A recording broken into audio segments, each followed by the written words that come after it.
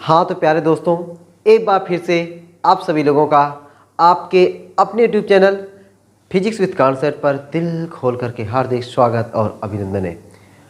तो दोस्तों, आज की क्लास में हम लोग सीखेंगे कि प्रत्यावर्ती वोल्टेज और प्रत्यावर्ती धारा का समय के साथ ग्राफ कैसा बनता है और उस ग्राफ के माध्यम से हम सभी लोग प्रत्यावर्ती धारा और प्रत्यावर्ती वोल्टेज का परिभाषा कैसे बना हुआ है उस ग्राफ पर, उस ग्राफ के माध्यम से परिभाषा सीखेंगे।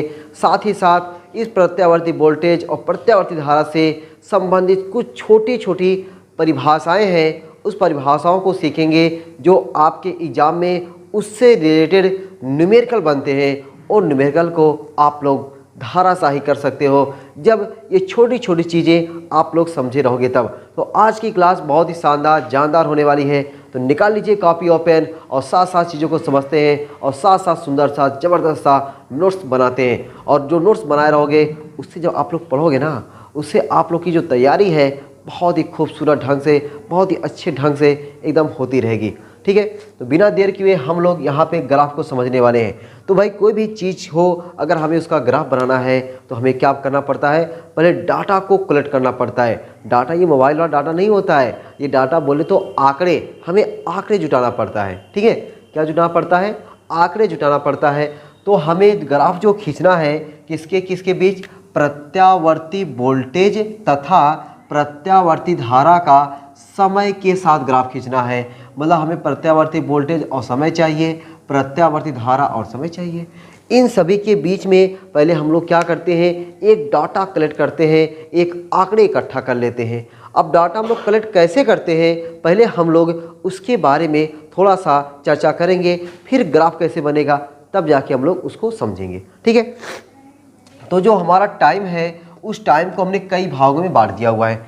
अब भाग हमने ऐसा ले लिया है जैसे टी टाइम है।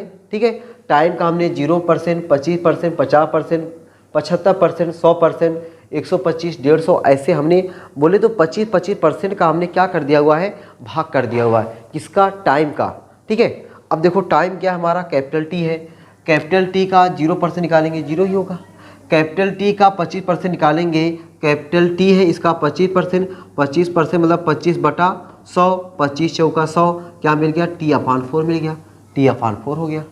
फिर उस कैपिटल टी का 50%, कैपिटल टी है 50% बोले तो 50/100, 50/100 करेंगे, 50 दूना 100, क्या बचा, T/2, T/2 आ गया। फिर उस कैपिटल टी का 75%, 75% करेंगे, 75% मतलब 75/100, 75/100 जब करेंगे 25 या 75, 25 चौका 100, 3T/4 आ गया। 100% करेंगे तो टी रहेगा। 125% जब करेंगे तब क्या होगा, देखो भाई, टी का 125% मतलब 125/100, 25, 25, 125, 25 चौका 100, क्या मिल गया, 5T/4, 5T/4। उसी तरीके से 150% करेंगे, 3T/2 आ जाएगा। तो ये क्या किया गया यहाँ पे जो हमारा टाइम है, जो हमारा समय है, उसको हमने क्या कर दिया, बहुत सारे छोटे छोटे टुकड़ों में, टुकड़े हमने क्या ले लिया, 0, 25, 50, 75, 100, 125, 150, इन सभी भागों में हमने क्या कर दिया, डिवाइड कर दिया, बांट दिया। अब जगह इतने हमने भाग ले लिया है, इन सभी भागों पर हमारा प्रत्यावर्ती वोल्टेज का मान क्या आएगा, प्रत्यावर्ती धारा का मान क्या आएगा, अब हम लोग उसको समझ लेते हैं। इन सभी मानों पर प्रत्यावर्ती वोल्टेज का मान क्या आएगा, प्रत्यावर्ती धारा का मान क्या आएगा, उसको अब हम लोग क्या करते हैं, समझते हैं। आइए दोस्तों, अब हम लोग इसको समझते हैं। अब देखो जीरो को मतलब ये हुआ कि जहाँ पे टी है वहाँ पे 0 रख देना है, जहाँ पे टी है वहाँ पे 0 रखेंगे। देखो ये हमारा क्या है, V = V0 sin omega T. अब टी की जगह जब 0 रखेंगे तो यहाँ पे 0 हुआ तो ये पूरा 0 हो गया, तो साइन पूरा 0 हो गया, और साइन 0 अंश का मान 0 होता है, तो ये V का मान हमें क्या मिल गया, 0 मिल गया। अब हम अगर इस टी की जगह पे क्या रख दें, T/4 रख दें, टी की जगह पे क्या रख दें, T/4 रख दें, तब हमारा V का मान क्या होगा। देखो भाई, हम लोग क्या रखते हैं, टी की जगह पे, स्मॉल टी की जगह पे T/4, तो V = V0 sin ओमेगा। अब टी के स्थान पे क्या रखना है हमको, T/4 रखना है, T/4। ठीक। अब देखो जो हमारा ओमेगा है, इस ओमेगा को हम टी के पदों में लिखते हैं। ओमेगा बोले तो कोणीय वेग, कोणीय वेग को हम लोग किसके पदों में लिखते हैं? समय के पदों में लिखते हैं। देखो कैसे लिखेंगे, तो v बराबर क्या हो जाएगा? v0 साइन ओमेगा, ओमेगा बोले तो कोणीय वेग, कोणीय वेग बराबर होता है कोणीय विस्थापन बटा समय। अगर एक पूरा चक्कर लग रहा है, एक पूरे चक्कर का कोणीय विस्थापन कितना होता है? 2 पाई, मतलब 360 हंस। 2 पाई मतलब क्या हुआ? 360 हंस। और एक चक्कर का समय क्या होता है? बड़का टी होता है। तो हम लोग ओमेगा की जगह पे क्या लिख देंगे? 2 pi upon capital T into T by 4। T से कट जाएगा, 2 से 2 कट जाएगा, पाई बाई 2, और साइन पाई बाई 2 का मान क्या होता है? 1 होता है। क्या होता है? 1 होता है। तो यहाँ से आपको v का मान क्या मिल जाएगा? v0 मिल जाएगा। यही मान रखा गया v0। यहाँ मान क्या रखा गया है? v0 रखा गया है। अब ये v0 मनवा कैसे आया? यहाँ पे हमने आपको बताया। उसी प्रकार से जैसे ये मनवा आया है, वैसे अगर हम लोग इस t के स्थानवा पे क्या रख दें? t/2 रख दें। जब t/2 रखेंगे हमें 0 मिलेगा। ठीक है, उसी प्रकार से 3t/4 रखने पर माइनस v0 मिलेगा। अब कैसे मिलेगा? एक लाइन में इसको पूरा आपको दिखा रहा हूँ, यहाँ से यहाँ तक दिखा रहा हूँ। बाकी ये वाला डायरेक्टली हम लोग ऐसे लिख देंगे। बच्चे समझ रहे हो ना? ये वाला मनवा हम लोग पर निकाल लेते हैं कैसे कैसे आया है। लेकिन आप लोग देखो एग्जाम में बताओगे ट्रिक में, कि आप लोग को एग्जाम में अगर आ जा रहा है बाई दफ़े आ जाए, हालांकि इस पर न्यूमेरिकल बनता है, थ्योरी तो पूछा ही नहीं जाता है, न्यूमेरिकल बनता है। अगर थ्योरी आ भी गई, ठीक है, कह दिया आपसे कि प्रत्यावर्ती वोल्टेज और प्रत्यावर्ती धारा का समय के साथ ग्राफ बना के दिखा दो, अगर कह देगा तो मनवा डायरेक्ट अभी मैं याद करने का ट्रिक बताऊंगा। ठीक है, ये थोड़ी नहीं कि हम लोग इतना बड़ा झमेला लेके रखेंगे, लेकिन इतना बड़ा झमेला इसलिए मैं बता रहा हूँ ताकि आपको ये समझ में आए कि कैसे कैसे मनवा निकाला गया है, कैसे कैसे मनवा निकाला गया है। ये तो आपको समझ में आना चाहिए, इसके लिए हो रहा है। ठीक है, चलो अब मैंने अभी आपके सामने 2 मान निकाल के दिखाया, ये वाला मान, ये वाला मान निकाल के दिखाया। अब मैं आपको ये वाला मान निकाल के दिखाने जा रहा हूँ। अब देखो वो वाला मान हम लोग कैसे निकालते हैं भाई। ठीक है, अब आप समझ गए होंगे कि हमें स्मॉल टी की जगह पे क्या रखना है। हमें स्मॉल टी की जगह पे आपकी t/2 रख देना है। देखो भाई v बराबर क्या है? v0 साइन ओमेगा, ओमेगा की जगह पे ओमेगा बराबर क्या है? कोणीय विस्थापन, कोणीय वेग, और कोणीय वेग बराबर क्या होता है? कोणीय विस्थापन बटा समय। कोणीय वेग बराबर क्या होता है? कोणीय विस्थापन बटा समय। कोणीय विस्थापन हो गया 2 पाई, समय हो गया बड़का टी। टी के स्थानों पे क्या रखना है? t/2। 2 से कट गया, टी से कट गया, साइन पाई। v बराबर v0 साइन यस आई एन साइन पाई, और पाई मतलब 180, और साइन 180 अंश का मनवा कितना होता है? 0 होता है। तो ये देखो मनवा 0 हो गया। ठीक है, अब आ जाए तीसरा मान निकालने के लिए। तीसरा मान निकाल दें, देखो कैसे निकालते हैं। तीसरा तो हो गया, चौथा v बराबर v0 साइन ओमेगा की जगह पे 2 पाई बाई कैपिटल टी के जगह यहाँ पे क्या रख दें? 3t/4, 3t/4। अब देखो टी से शहीद हो गया, 2 दूना 4, कितना बचा? v बराबर v0 साइन 3 पाई बाई 2। अब 3 पाई बाई 2 मतलब कोड़वा कितना हुआ? 3 अपनी जगह पे, पाई का मान 180 बटा 2 से काटोगे 90, 90 ત્યાં 270, साइन 270 अंश। अब आपको साइन 270 अंश का मान आना चाहिए भाई। ठीक है, साइन 270 अंश का मान आना चाहिए। सपोज दैट अगर नहीं याद है, कैसे मान निकालोगे? Sine 180 plus theta, sine 180 plus theta बराबर होता है साइन थीटा, यानी साइन 180 प्लस थीटा बराबर होता है साइन थीटा। लेकिन आपको ये याद रखना है कि ASTC। अब देखो मैं थोड़ा सा गहराई आपको बताने जा रहा हूँ कि देखो ये मान दो, साइन 270 अंश का मनवा कैसे निकालोगे। ठीक है ना, तो हमने ये बताया कि साइन 270 को मैं लिख सकता हूँ साइन 180 प्लस 90। 270 को मैं लिख सकता हूँ ना कि साइन 180 प्लस 90, और साइन 180 प्लस थीटा बराबर होता है साइन थीटा। 180 वाले में और 360 वाले में नहीं चेंज होता है। ठीक ना, अगर अब चेंज नहीं हो रहा है तो कहने का मतलब अब हमें देखना है 270 अंश जो है कौन से चतुर्थांश में आएगा। तो आपको पता है भाई ये वाला, इसमें 90 माइनस होता है, इसमें 90 प्लस होता है, इसमें 180 प्लस होता है, यानी बोले तो इसमें केवल 10 पॉजिटिव होता है।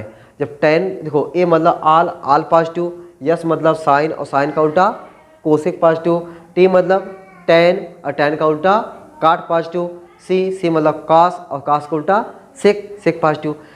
तो मेरा कहने का मतलब ये है कि इसमें आल पॉजिटिव है, इसमें साइन और साइन का उल्टा पॉजिटिव है, इसमें टेन और टेन का उल्टा पॉजिटिव, इसमें कास का उल्टा पॉजिटिव है। बाकी सब निगेटिव है।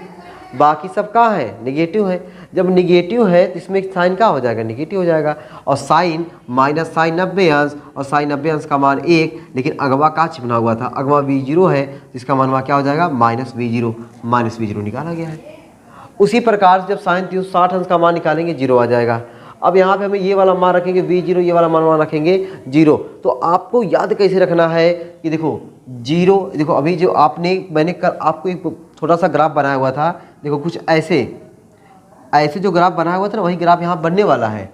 तो आपको ये सीखना है कि जब हमारा 0 है, देखो 0 V0 0 माइनस V0, ऐसे याद कर सकते हो ना, यही ट्रिक है आपकी कि 0 V0 मतलब बात 0 हुआ, फिर अधिकतम गया, फिर 0 आया, फिर नीचे गया। देखो यहाँ पे ये 0 हुआ, फिर ऊपर गया, फिर नीचे आया, 0 हुआ, फिर इधर गया नीचे वाले में माइनस वाले में अधिकतम, 0 अधिकतम 0 फिर अधिकतम फिर 0 फिर अधिकतम फिर 0 फिर अधिकतम, ऐसे चलता है। 0 अधिकतम 0 अधिकतम 0 अधिकतम 0 अधिकतम, ऐसे हो रहा है। बस ऐसे याद रखना है, 0 V0 0 माइनस V0, फिर 0 V0 0 माइनस V0। बस यही साइकिल बार बार चल रही है।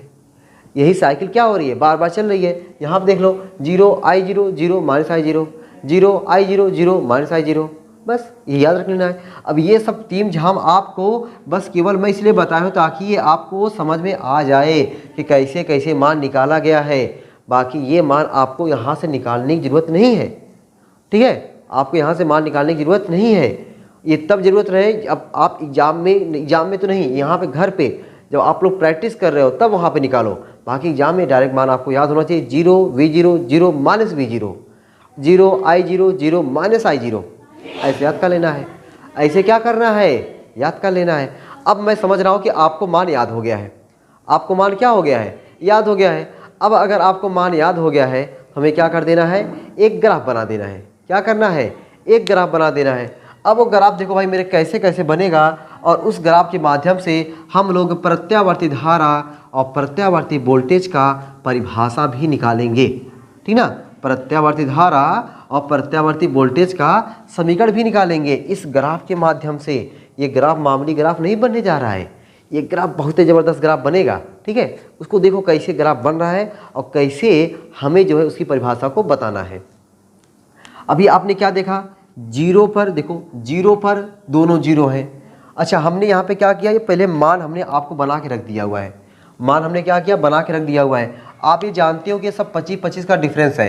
25 50 75 100 नहीं भाई, 0 25 50 75 100 125 150, यही है ना?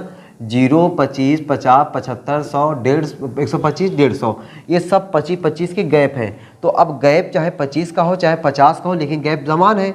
जब गैप समान है, जब हम यहाँ पे इस रेखा पर रिप्रेजेंट करेंगे, सबको क्या करेंगे? समान डिस्टेंस पर रिप्रेजेंट करेंगे। क्या करेंगे? सबको समान डिस्टेंस पर रिप्रेजेंट करेंगे। तो हमने देखो भाई यहाँ पे समान डिस्टेंस पे सबको क्या कर दिया? रिप्रेजेंट कर दिया, बोले तो प्रदर्शित कर दिया। रिप्रेजेंट कर दिया मतलब हमने प्रदर्शित कर दिया। अब सबको अगर हम यहाँ पे इस प्रदर्शित कर दिए हैं तो हमें देखो यहाँ पे V और I के बीच में है, और V और I में V0 क्या है? वोल्टेज का अधिकतम मान। I0 क्या है? धारा का अधिकतम मान। मैं मान ले रहा हूँ कि वोल्टेज का अधिकतम मान यहाँ तक है और धारा का अधिकतम मान यहाँ तक है, प्लस वाला। अगर ये प्लस वाला है तो ये वाला माइनस वाला है। इसमें वोल्टेज का अधिकतम मान ये, धारा का अधिकतम मान ये। अब आपके दिमाग में एक सवाल चल रहा होगा कि सर यहाँ पे आपने वोल्टेज वाला ऊपर लिखा हुआ है, धारा वाला काहे नीचे लिखा हुआ है? काहे आप धारा वाला ऊपर नहीं लिख दिए, वोल्टेज वाला ही काहे ऊपर लिखे हैं? ठीक है, ये माइंड में चल रहा होगा। अगर ये माइंड में चल रहा होगा तब देखो भाई इसका सलूशन क्या है। सभी लोग जानते हो कि ओम के नियम में V बराबर का होता है? IR होता है।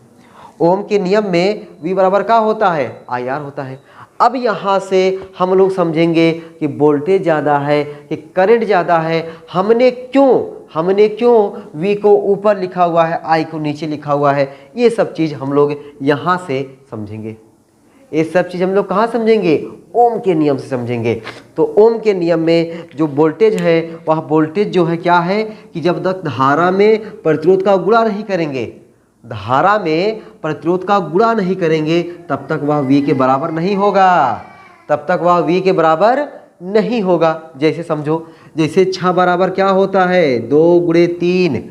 अब बताओ 6 2 के बराबर है? आप कहोगे नहीं सर, जब तक हम लोग 2 में 3 का गुणा नहीं करेंगे तब तक वह 6 बनने वाला नहीं है। तो यहाँ पे 6 क्या हुआ? सबसे बड़ा हुआ। 2 क्या हुआ? छोटा हुआ। 3 क्या हुआ? छोटा हुआ। उसी प्रकार से V बड़ा है, I छोटा है, R छोटा है। I और R का दोनों का गुणवा जो है वह V के बराबर है। जिस तरीके से 2 और 3 का गुणवा 6 के बराबर है, उसी तरीके से I और R का गुणवा बड़का V के यानी वोल्टेज के बराबर है। ये बात क्या समझ में आ गई ना कि हमारा V बड़ा है और I छोटा है? काहे बड़ा है, धारा काहे छोटी है? ये बात समझ में आ गई कि ओम के नियम से V बराबर I में R का गुणा करेंगे तब जाके वह V के बराबर हो जाएगा। बात क्लियर? चलो अब ग्राफ खींचते हैं। 0 पर 0 है, T/4 पर V0 है, तो V0 के सामने ऐसे बिंदी लगाओ। V0 के एकदम सामने बिंदी लगना चाहिए और T/4 के ऊपर T/2 पर 0 है, तो ये बिंदी आपकी धीरे धीरे यहाँ पे आ जाएगी। ये जो बड़ी बड़ी बिंदी कर रहे हैं अभी इसी को सबको मिलाना है हमको, ठीक है। अच्छा 3T/4 पर -V0, इसके नीचे और इसके सामने यहाँ पे ये बिंदी बना लो। ऐसे बिंदी ऐसे बनाओगे ना आप भी ग्राफ देखो बड़ा आसान से बनेगा, लेकिन कितने लोग लीपा पोती कर देते हैं। आगे देखिए भाई, हमें T पर मान क्या है? 0, यहाँ पे ऐसे 0 बना लो, ये समझो बिंदी हो गया। 5T/4 पर V0 है, V0 के सामने 5T/4 के ऊपर, 5T/4 के ऊपर V0 के सामने, एकदम बात सही है। 3T/2 पर 0 है, यहाँ पे आ जाएगा। अब यही जो मैं जितना मैं बिंदी किया हूँ, यही बिंदी को अगर मैं मिला दूँ, हमारा क्या बन जाएगा? साइन का कर्व बन जाएगा, एक मतलब ग्राफ बन जाएगा। देखो कैसे, या देखो, ठीक है, ये हुआ। उसके बाद हमें लेकर आना है इधर से इस बिंदी के पास या, ठीक है। उसके बाद फिर T के पास ले जाना है या, फिर उसके बाद इसके पास ले जाना है, देखो यही से, फिर उसके बाद नीचे गिरा देना है। देखो बढ़िया सा ग्राफ बना कि नहीं? आसानी से बन गया कि नहीं? और सबके नीचे जैसा जैसा पॉइंट है वैसा वैसा पॉइंट आया है। नहीं तो अभी आप लोग क्या करते, बिना बिंदी देकर बनाते, जैसे तैसे मिला के बनाते, पता चलता कि ये वाली लाइन यहाँ पे मिलती, ये जो ये चीज़ इसके ऊपर होना चाहिए, पता चला यहीं हो गया, मैक्सिमम मान यहीं हो गया, उल्टा सीधा हो जाता। लेकिन जब ऐसे बनाओगे ना, उल्टा सीधा होने का कोई सवाल ही नहीं है, एकदम सही होगा। चलो अब ये तो वोल्टेज का बन गया। ये वोल्टेज बोले तो आपका V बराबर V0 साइन ओमेगा टी हो गया। धारा वाला क्या है? थोड़ा सा नीचे है, देखो यहाँ पे। तो इसका मतलब कि ये वाला जो है ये ऐसे लेकर आओगे, ये यहाँ पे देखो इसके सामने, यहाँ पे ये यहीं से मुड़ जाना चाहिए, यहीं से ऐसे मुड़ जाएगा, ऐसे जाएगा। फिर यहाँ पे जैसे जहाँ वोल्टेज हुआ है वहीं पे भी धारा है, बस खाली क्या है, दोनों में फ़र्क क्या है कि धारा थोड़ा सा छोटा है। धारा जो है वोल्टेज से कम होने की वजह से धारा वाला वोल्टेज वाले के नीचे होता हुआ पहुंच जाएगा, ठीक। तो ये जो डॉट लाइन वाला है वह I बराबर I0 साइन ओमेगा टी, और जो रेड कलर वाला तो धारा हो गया, और ब्लैक वाला क्या हो गया? V बराबर V0 साइन ओमेगा टी। मैं पूरा रेड कर दूँ क्या यार? ठीक है, ये देखो लो, ताकि तुम लोग अभी ऐसे अलग पेन से कर देना, ठीक ना। अलग पेन से करोगे तब आपको डॉट बनाने की कोनो ज़रूरत नहीं है। जब अलग अलग पेन से नहीं करोगे तब वहाँ पे आपको एक डॉट बनाने की ज़रूरत है, ठीक है। अब इससे क्या होगा पता है? इससे आपको बढ़िया से दिखेगा, ठीक ना। यह देखो भाई, ये देखो ये अब आपको क्या हो रहा है, ये बढ़िया से दिख रहा होगा, ठीक है। तो ये क्या बन गया? वोल्टेज और धारा का ग्राफ। वोल्टेज और धारा का ग्राफ किसके साथ? समय के साथ वोल्टेज और धारा का ग्राफ बन गया, ठीक है। अब दोस्तों हम लोग क्या करेंगे, ये जो ग्राफ बना हुआ है ना सामने जो आपको दिख रहा है, मैं साइड हो गया हूँ, आप लोग एक बार इसका स्क्रीनशॉट वगैरह ले सकते हैं, या तो फिर वीडियो को रोक करके इसको आप लोग बढ़िया से उतार सकते हो। अब इस ग्राफ के माध्यम से हम लोग क्या करेंगे कि प्रत्यावर्ती वोल्टेज और प्रत्यावर्ती धारा का एक क्या करेंगे, हम लोग परिभाषा बनाएंगे, ठीक है। देखो आप देख रहे हो कि जो प्रत्यावर्ती वोल्टेज है उसका मान एक चक्कर जब पूरा होता है, अच्छा एक चक्कर पूरा कब होता है? टी पूरा, एक कैपिटल टी में एक चक्कर पूरा होता है, मतलब यहाँ से यहाँ तक में बोले तो मैं अगर कहूँ ये जो मान है, ये वाला मान देख रहा भाई, देखो मैं ऐसे घुमा रहा, जो ये ऐसे होते हुए यहाँ तक, यहाँ तक जब मान आता है ये वाला भाई ऐसे, ये वाला जो मान है ये वाला जो है, चाहे धारा वाला हो चाहे वोल्टेज वाला हो, यहाँ जब यहाँ तक आता है तो एक चक्कर क्या होता है, पूरा होता है। तो एक चक्कर के बाद फिर देखो वही मान ऐसे होगा, फिर एक चक्कर के बाद ऐसे ऐसे। तो कहने का मतलब है कि प्रत्येक चक्कर के बाद वह अपने प्रारंभिक मान व स्थिति को प्राप्त कर लेता है। हर एक चक्कर के बाद प्रत्यावर्ती वोल्टेज हो या प्रत्यावर्ती धारा हो, वह अपने प्रारंभिक मान और स्थिति को प्राप्त कर लेता है। फिर हमने क्या बताया, प्रत्यावर्ती वोल्टेज हो, प्रत्यावर्ती वोल्टेज ऊपरा वाला, प्रत्यावर्ती धारा हो, वह हर एक नियत समय के बाद, और नियत समय क्या है, बड़का टी, नियत समय के बाद अपने प्रारंभिक मान और स्थिति को प्राप्त कर लेता है। ये चीज़ें मैंने 2 बार इसलिए बोला ना, क्योंकि यही परिभाषा बन गई। यही क्या बन गई, परिभाषा बन गई। देखो भाई कैसे परिभाषा, अब आपको लिख देना है। तो नीचे ही डालोगे प्रत्यावर्ती वोल्टेज, ठीक है। अब मैं बोल दे रहा हूँ, आप लोग प्रत्यावर्ती वोल्टेज की पहले परिभाषा लिखोगे, ठीक ना, प्रत्यावर्ती वोल्टेज, फिर आप लिखोगे प्रत्यावर्ती धारा की परिभाषा। प्रत्यावर्ती वोल्टेज हेडिंग हो गया, वह वोल्टेज जो एक निश्चित समयांतराल के पश्चात, वह वोल्टेज जो एक निश्चित समयांतराल के पश्चात अपने प्रारंभिक मान व स्थिति को प्राप्त करता है, प्रत्यावर्ती वोल्टेज कहलाता है। हो गई ने प्यारी सी डिफिनीशन। वह वोल्टेज जो एक निश्चित समयांतराल के पश्चात अपने प्रारंभिक मान व स्थिति को प्राप्त करता है, प्रत्यावर्ती वोल्टेज कहलाता है। बात क्लियर है। अब प्रत्यावर्ती धारा में डिफिनीशन क्या लिखोगे, जैसे प्रत्यावर्ती वोल्टेज का वैसे प्रत्यावर्ती धारा का हम लोग यहाँ पे परिभाषा बोलेंगे। कैसे, वह धारा जो एक निश्चित समयांतराल के पश्चात, वह धारा जो एक निश्चित समयांतराल के पश्चात अपने प्रारंभिक मान व स्थिति को प्राप्त करती है, प्रत्यावर्ती धारा कहलाती है।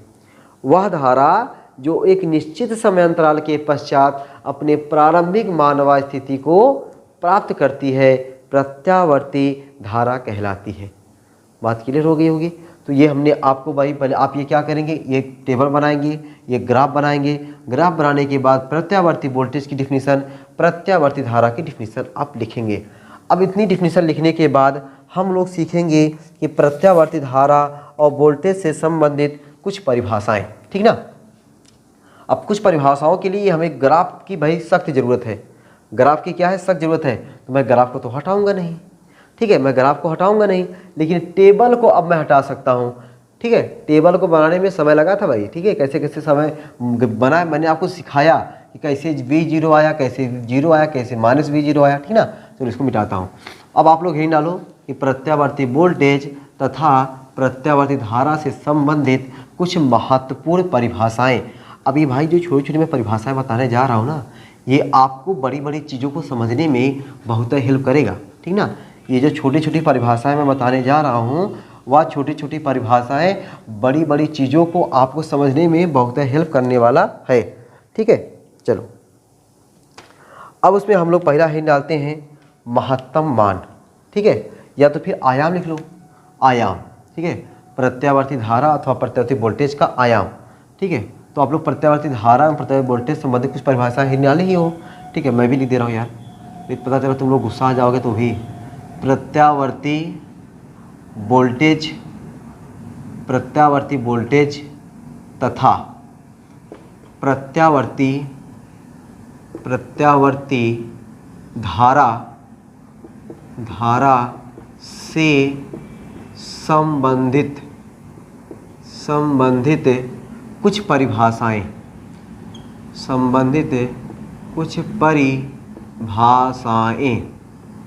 ठीक है। अब कुछ परिभाषाओं को हम लोग क्या करने हैं, यहाँ पे समझने वाले हैं। अब कुछ परिभाषाओं में 3-4 परिभाषाएं हैं। पहला भाई आयाम जिसे आप लोग कहते हो एम्पलीट्यूड, AMPLITUDE, एम्पलीट्यूड, ठीक है। एम्पलीट्यूड क्या होता है वही हम लोग समझते हैं, ठीक ना, वही हम लोग समझते हैं। चलो भाई समझने के तैयार हो गए हो, ध्यान समझना एकदम, ठीक ना। हाँ ये हमारा प्रत्यावर्ती वोल्टेज वाला है, ये हमारा प्रत्यावर्ती धारा वाला है। यह जब एक चक्कर पूरा करता है, एक चक्कर बोले तो यहाँ से लेकर यहाँ तक, यहाँ से लेकर यहाँ तक एक चक्कर हो गया, है ना, एक चक्कर हो गया। अब इसे एक चक्कर में, अब इसे एक चक्कर में जो चाहे प्रत्यावर्ती धारा हो चाहे प्रत्यावर्ती वोल्टेज हो, उसका जो मान है 2 बार जीरो हुआ है। एक बार यहाँ पर जीरो, एक बार यहाँ पर जीरो, और 2 बार अधिकतम हुआ है। एक बार अधिकतम यहाँ पे, एक बार अधिकतम यहाँ पे। अब वो बतिया अलग है कि यहाँ पे अधिकतम प्लस में हुआ है, यहाँ पे अधिकतम माइनस में हुआ है, लेकिन अधिकतम तो हुआ है, लेकिन अधिकतम तो हुआ, चाहे प्लस में हो चाहे माइनस में, उससे मतलब नहीं है, लेकिन अधिकतम तो हुआ। तो यही बन गई आयाम की परिभाषा कि प्रत्यावर्ती धारा अथवा प्रत्यावर्ती वोल्टेज के, ठीक है, एक पूरी साइकिल में 2 बार अधिकतम मान को ही, एक पूरी साइकिल में कितनी बार अधिकतम मान हुआ? 2 बार हुआ।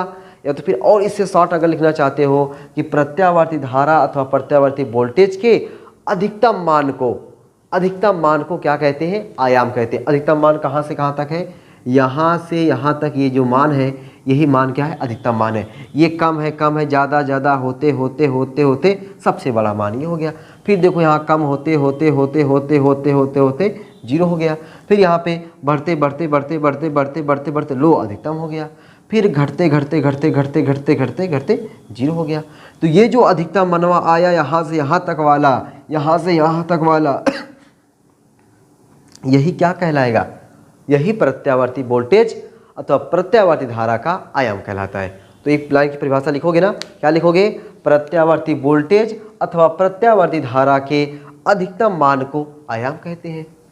प्रत्यावर्ती वोल्टेज तथा प्रत्यावर्ती धारा के अधिकतम मान को आयाम कहते हैं। इसे, अच्छा, अगर वोल्टेज है तो इसे V0 से, और धारा है तो इसे तथा I0 से प्रदर्शित करते हैं। I0 से क्या करते हैं?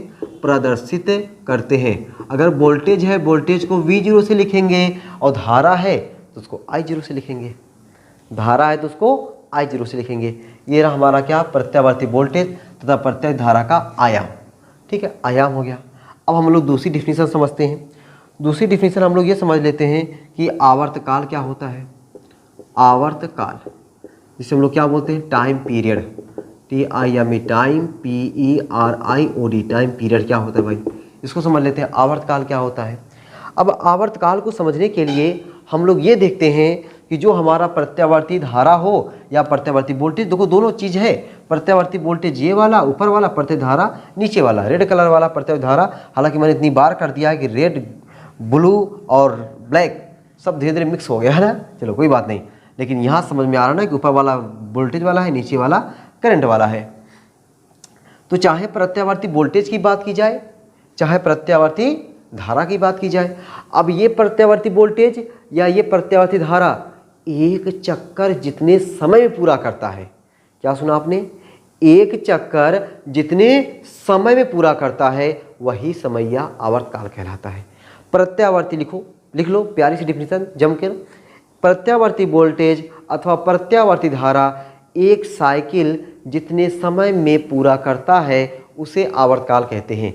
अब एक साइकिल का हो गया, एक साइकिल कहो चाहे उसे एक चक्र कहो, एक साइकिल कहो, ये भैया जो साइकिल चलाते हो ना, साइकिल जैसे ही साइकिल लिखा जाएगा, लेकिन यहाँ पे साइकिल मतलब क्या समझोगे? चक्र।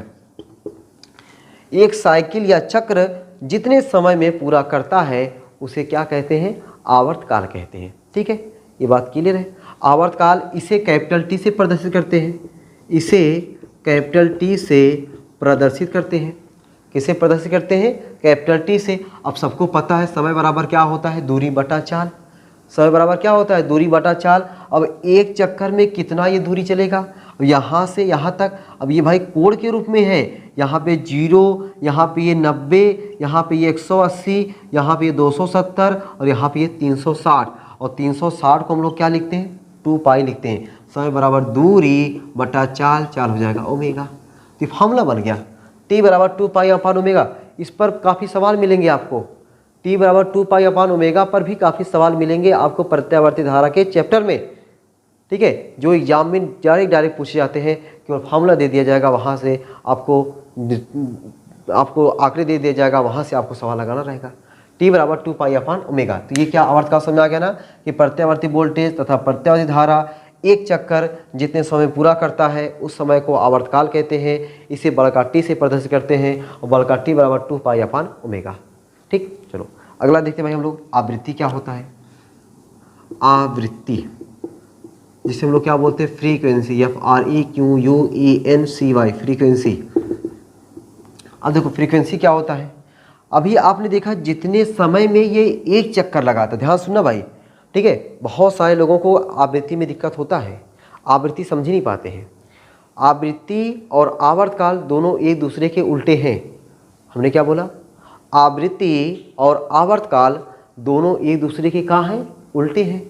उल्टे का मतलब क्या हुआ, उल्टा देखो कैसे, ये यहाँ से यहाँ तक एक चक्कर जितने समय लगाए, एक चक्कर जितने समय में लगाए आवर्तकाल है, और एक सेकंड में जितने चक्कर लगा दे, एक सेकंड में जितने चक्कर लगा दे वही क्या है, इसका आवृत्ति है। तो आप क्या लिखोगे, प्रत्यावर्ती वोल्टेज तथा प्रत्यावर्ती धारा एक के द्वारा एक सेकंड में लगाए गए चक्रों की संख्या को आवृत्ति कहते हैं। एक सेकंड में लगाए गए चक्रों की संख्या आवृत्ति कहलाती है। परिभाषा लिख लो, एक सेकंड में लगाए गए चक्रों की संख्या आवृत्ति कहलाती है। आवृत्ति को चाहे भैया स्मॉल एफ से लिखो या स्मॉल एन से प्रदर्शित करते हैं। कहीं कहीं इसको स्मॉल एन से, कहीं कहीं इसको स्मॉल एफ से प्रदर्शित करते हैं, ठीक है, प्रदर्शित करते हैं। तो यहाँ पे मैं ले रहा हूँ, चलो भाई एफ ले लेता हूँ। फ्रीक्वेंसी को मैं किससे लिख रहा हूँ, एफ से लिख रहा हूँ, और एफ बराबर क्या हो गया 1 अपान टी, और टी का मनवा रखोगे क्या हो जाएगा 1 अपान 2 पाई अपान ओमेगा। ओमेगा कहाँ चला जाएगा, ऊपर चला जाएगा। तो यह बराबर हमको क्या मिल गया, ओमेगा अपान 2 पाई, ओमेगा अपान 2 पाई। इस पे भी सवाल छपने वाले हैं आपको एग्जाम में। ओमेगा बराबर एफ बराबर ओमेगा अपान 2 पाई, इस पे भी हमें न्यूमेरिकल लगाने को मिलेंगे। अगर बात की जाए भाई यहाँ पे आवृत्ति का मात्रक क्या हो जाएगा, लो भाई मात्रक 3-4 ठो मात्रक लिखो दम जबरदस्त तरीके से। पहला मात्रक हो जाएगा साइकिल पर सेकेंड, यानी एक सेकेंड में कितने साइकिल लगाता है, साइकिल पर सेकेंड, एक सेकेंड में साइकिलों की संख्या आवृत्ति कहलाता है। चक्र प्रति सेकेंड, एक सेकेंड में चक्रों की संख्या आवृत्ति कहलाता है, ठीक है। या कह सकते हो सेकेंड इनवर्स, भाई आवर्तकाल का मात्रक क्या होता है सेकेंड, और सेकेंड का उल्टा आवृत्ति होगा सेकेंड इनवर्स। या तो फिर इसका माना जाना जबरदस्त इसका मात्रक है हर्ट्ज, इसका मात्रक है, इसको लिखते हैं HZ। सबसे ज़बरदस्त मात्रक जो है हर्ट्ज होता है HZ, लेकिन सेकेंड इनवर्स, चक्र प्रति सेकेंड, साइकिल पर सेकेंड, ये भी इसके मात्रक होते हैं, ठीक। ये रहा आपका क्या, आवृत्ति। एक नंबर में जो आपके एग्जाम में पूछा जाता है कि हमारे घरों में प्रयुक्त की जाने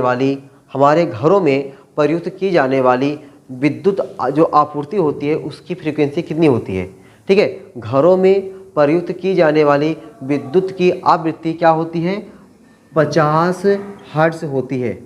इसको भाई नोट करके लिख लेना, ठीक ना, 50 हर्ट्ज, मजाक नहीं है ये। एक हमारे जो घरों में प्रयुक्त की जाने वाली जो विद्युत की आपूर्ति होती है वह उसकी फ्रीक्वेंसी कितनी होती है, 50 हर्ट्ज होती है। 50 हर्ट्ज समझ रहे हो, एक सेकंड में चक्रों की संख्या क्या हो गई, 50 हो गई। एक सेकंड में चक्रों की संख्या 50 हो गई, और एक चक्कर में कितनी बार मैक्सिमम होता है, कितनी बार मिनिमम, 2 बार मैक्सिमम, 2 बार मिनिमम। तो 50 सेकंड में 100 बार मिनिमम, 100 बार मैक्सिमम। तो हमारे जो बल्ब होते हैं ना, वह एक सेकंड में क्या होते हैं, एक सेकंड में 50 बार एक साइकिल में 2 बार मैक्सिमम, 2 बार मिनिमम, मतलब 100 बार जलते हैं, 100 बार बुझते हैं। हमारे जो बल्ब होते हैं एक सेकंड में 100 बार जलते हैं, 100 बार बुझते हैं। ये बात क्लियर करो फिर से। 50 हर्ट्ज मतलब क्या हुआ कि एक सेकंड में 50 साइकिल, और एक साइकिल में 2 बार मैक्सिमम, 2 बार मिनिमम। 50 साइकिल में 100 बार मैक्सिमम, 100 बार मिनिमम। 100 बार मैक्सिमम मतलब 100 बार जले, 100 बार मिनिमम मतलब 100 बार बुझे, ठीक। ये हमारा रहा, ये क्या रहा भाई आपका आवृत्ति। आवृत्ति के बाद हम लोग समझ लेते हैं भाई कला क्या होती है। कला, अब एक कला जो हम लोग कोई चीज़ कलाकारी कर देते ना, वो कला नहीं। यहाँ पे से कुछ चीज़ बना दो या तो फिर आर्ट वाला कुछ बना दो। वहाँ पे लोग कहते हैं क्या गजब की कला है यार। वो कला नहीं, यहाँ पे कुछ औरों कला की बात हो रही है। वो कला क्या बात हो रही है भाई, चलो आओ हम लोग कला समझ लेते हैं। ठीक है, थोड़ा कला को समझते हैं। तो इस चीज़ को आप लोग नोट तो कर लियोगे ना। चलिए भाई नोट कर लियोगे, मैं थोड़ा सा मिटाता हूँ। हमने आयाम, आवृत्ति, आवर्तकाल बताया। अब थोड़ा सा मैं बताने जा रहा हूँ आपको कला के बारे में। किसके बारे में बताने जा रहा हूँ भाई, कला के बारे में ना, कला। अच्छा, इस कला की अंग्रेजी देखो क्या होता है, PHASE, फेज होता है। ART, आर्ट वाला कला नहीं होता है, PHASE, फेज, फेज मीन्स कला। अभी देखो कला क्या होता है। अभी आपने देखा ये प्रत्यावर्ती वोल्टेज का समीकरण है, ये प्रत्यावर्ती धारा का समीकरण है। तो प्रत्यावर्ती वोल्टेज के समीकरण V बराबर V0 साइन ओमेगा टी, और प्रत्यावर्ती धारा के समीकरण I बराबर I0 साइन ओमेगा टी में साइन के साथ जो कोणवा लगा रहता है, क्या साइन के साथ जो कोण है यानी ओमेगा टी, यहाँ पे ओमेगा टी, इसी ओमेगा टी को हम लोग क्या कहते हैं, कला कहते हैं।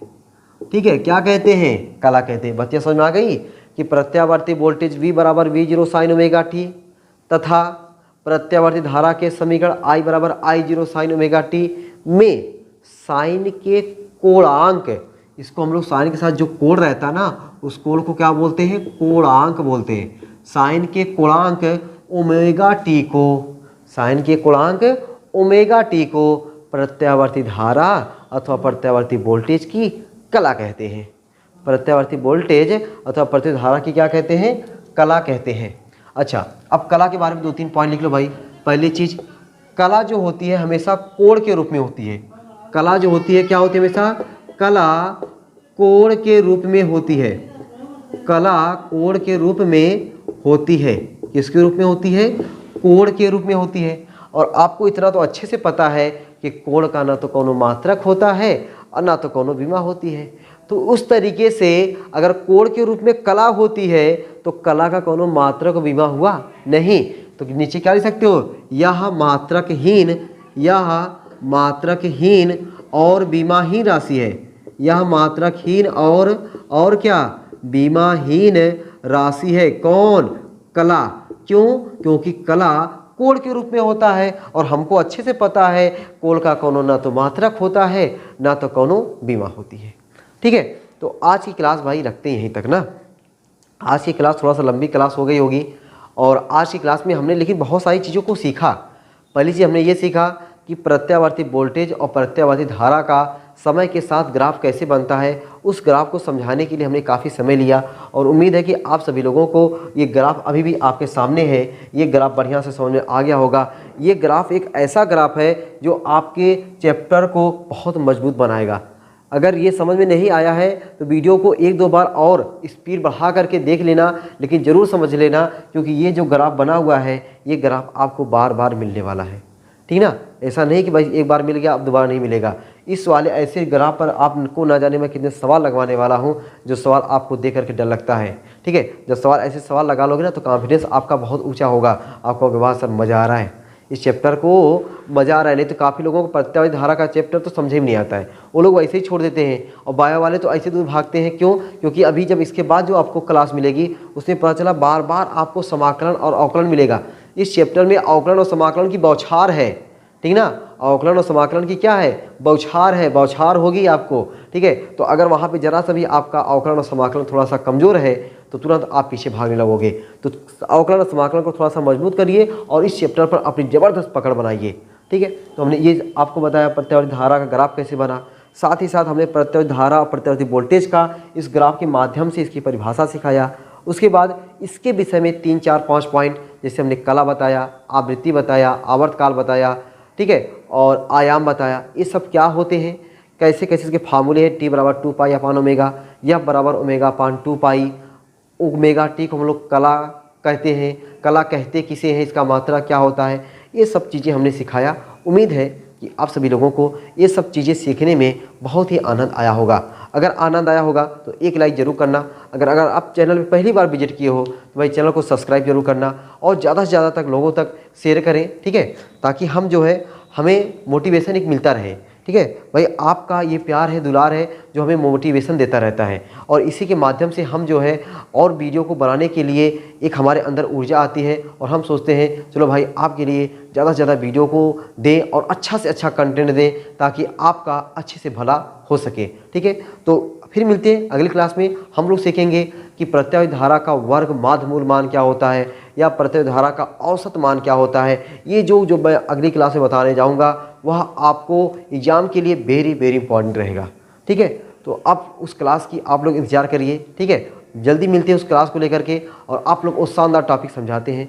तब तक के लिए चलते हैं, और आप लोग अच्छे से पढ़ाई लिखाई करो, बढ़िया तरीके से एकदम खुश रहो, हर चीज़ का एंजॉय लेते हुए।